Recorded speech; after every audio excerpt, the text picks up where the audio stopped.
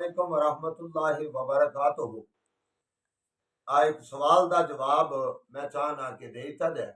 अल्लाह करीम अमल दी तौफीक अता फरमाए कि महबूब नबी सल्लल्लाहु अलैहि वालैहि वसल्लम जदों रमज़ान आ जांदा ते नबी अलैहि सलाम खास तौर ते आखिरी अशरे दे अंदर शद्दा मीज़रहू ऐकद अहलहू व अहया लैलहू कि महबूब नबी सल्लल्लाहु अलैहि वसल्लम घरदियां नूं उठांदे, खुद क्याम करदे और जनाब अपने आप नूं जगांदे और कटन रातां मसल्ले ते खलोतियां पैर सुज जावन। महबूब नबी सल्लल्लाहु अलैहि वसल्लम दा ये तरज ते तरीकेकार और ये रमजानुल मुबारक दा महीना बरकतां वाला, रहमतां वाला, अजमतां वाला महीना है।